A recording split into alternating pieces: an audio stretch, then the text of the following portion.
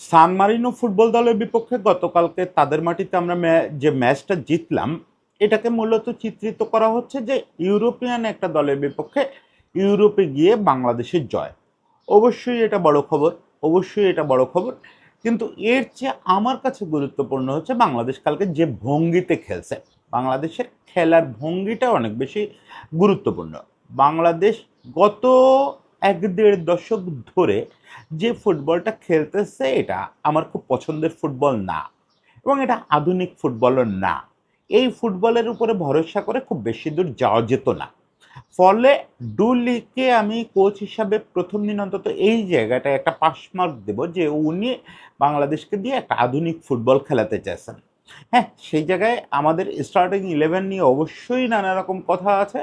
সম্ভবত টমাস ডুলিরও কথা আছে। টমাস ডুলিও হয়তো তার স্টার্টিং 11 এখনও বেস্ট 11টা ঠিক করেন নাই। এটা তার একটু সময় লাগবে প্রোফাইল বুঝতে, কারে কোন জায়গায় বেস্ট ইউজ করবেন। কিন্তু আমাদের স্টাইলটা খুব ভাল লাগছে। আরেকটা জিনিস খুব ভাল লাগছে, সেটা হচ্ছে আমাদের প্রবাসী বাংলাদেশিরা। পৃথিবীর কোথাও যে আমরা একারা না, পৃথিবীর কোথাও যে একারা না, সেই জিনিসটা তারা আরেকবার প্রমাণ করে দিচ্ছেন।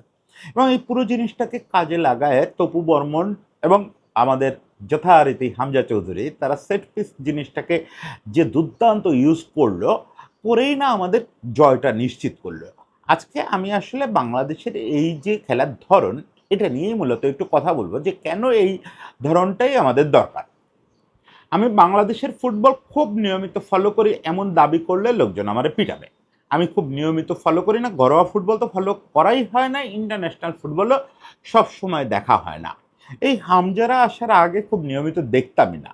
কিন্তু একটা জিনিস তো বুঝি, যে সেই আন্দ্রেস ক্রুসিয়ানি বা এডসন সিলভার ডিডো, তাদের পর থেকে আমরা আর প্রপার যে অ্যাটাকিং ফুটবল এটা আর খেলি না।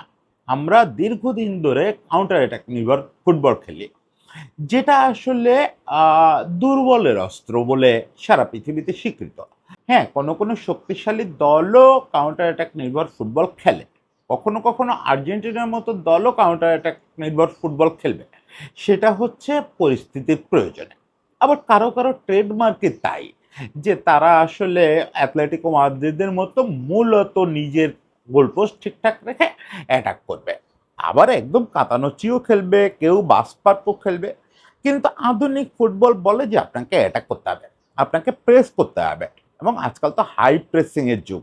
একদম ওদের এন্ডে গিয়ে প্রেস করতে হবে আপনাদের। সেই জিনিসটা আমাদের ফুটবলে হচ্ছিলই না, একদমই হচ্ছিল না।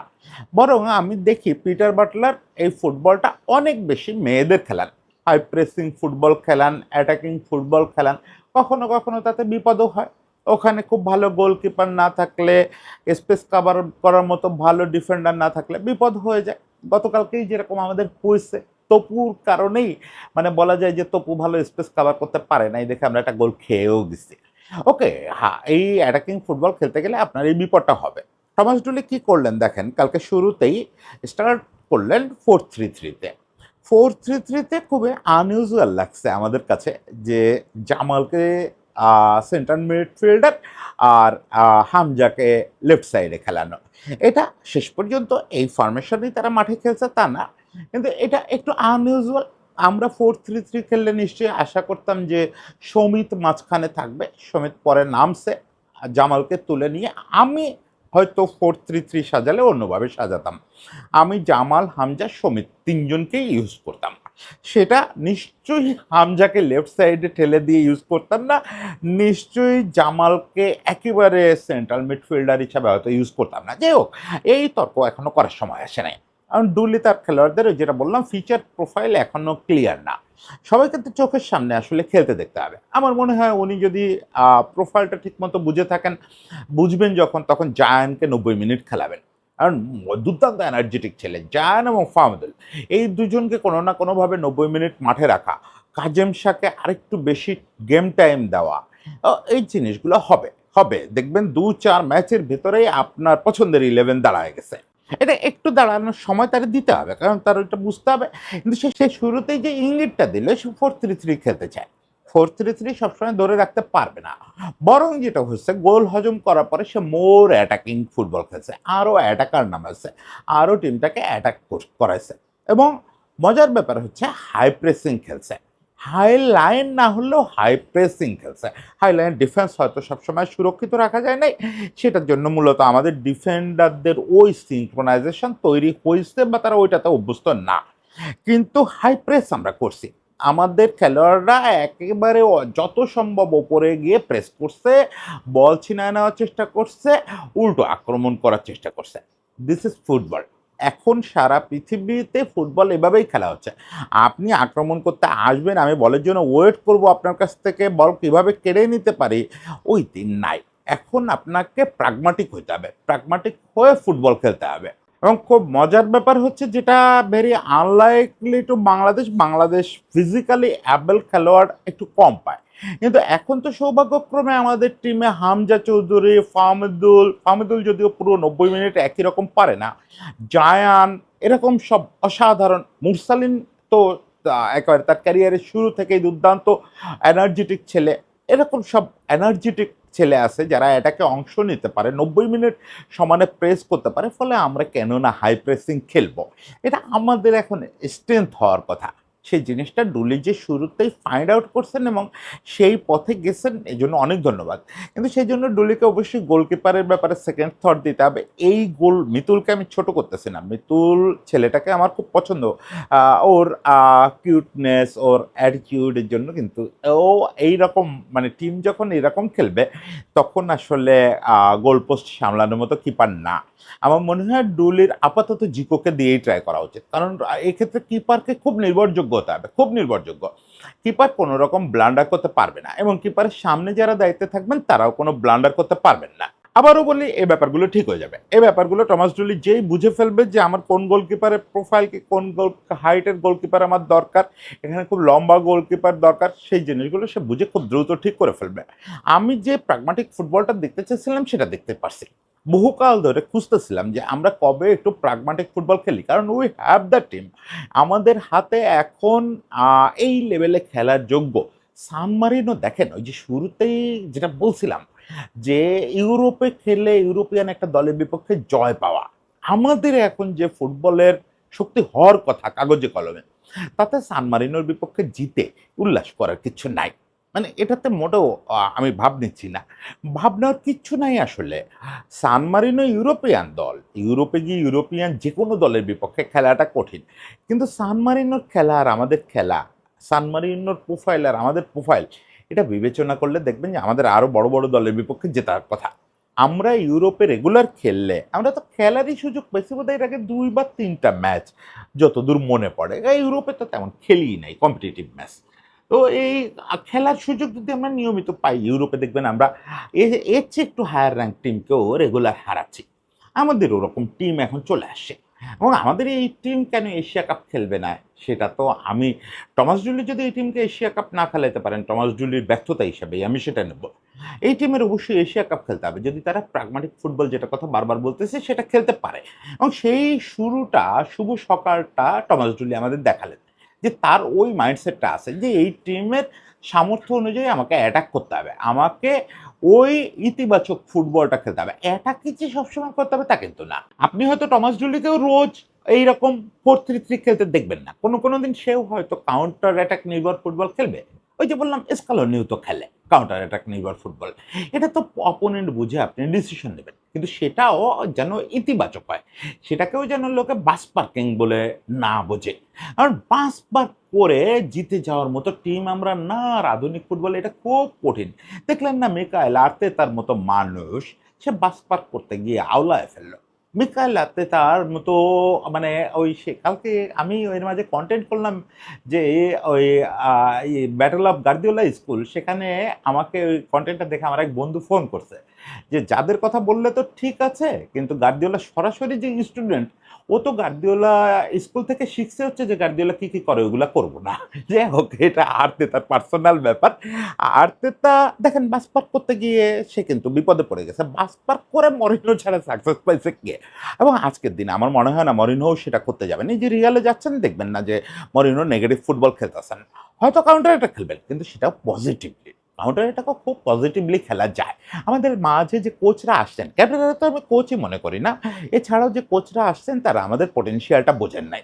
তারা আমাদের দিয়ে ইতিবাচক ফুটবল খেলান নাই।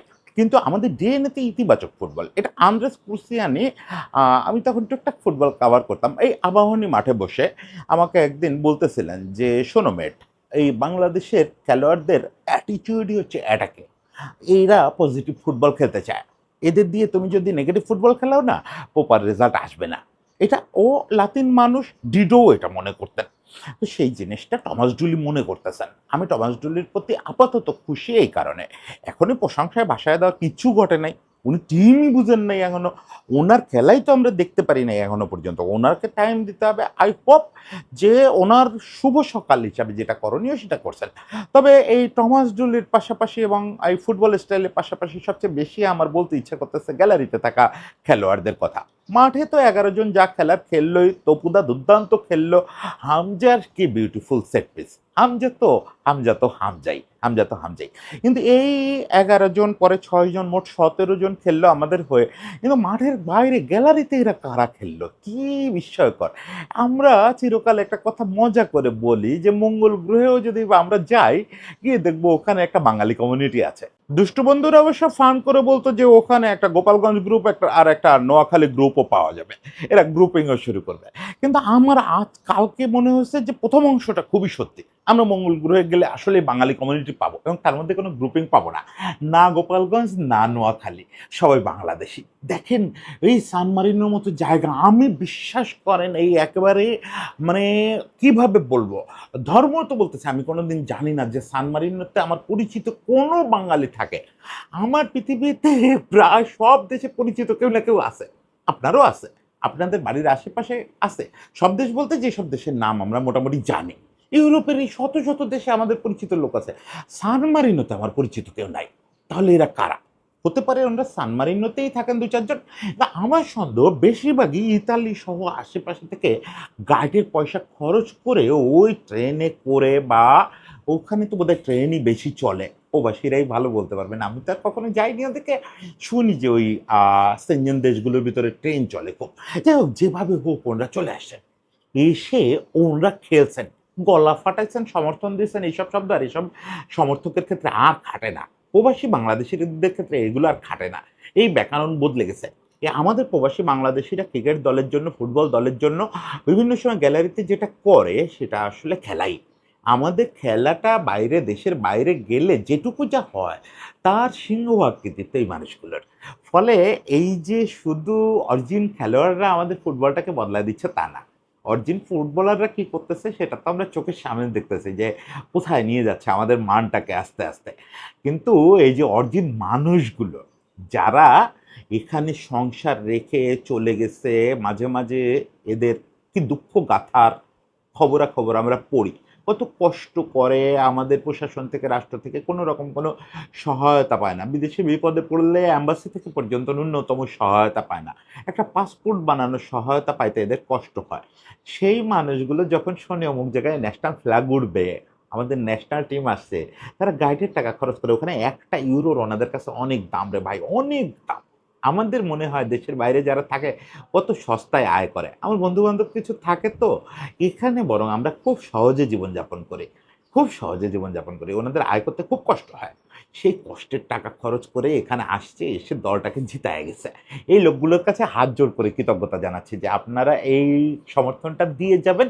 তাহলে এই দেশের পতাকাকে কে থামায়? কে থামাবে? এই দেশি অরিজিন সব ফুটবলাররা মিলে মাঠে খেলবে। আর আমরা এই লোকাল যারা আছি এবং প্রবাসী যারা আছি সবাই মিলে মাঠের বাইরে খেলবো। তাহলে আমাদের কে থামাবে? সবার জন্য অনেক শুভেচ্ছা।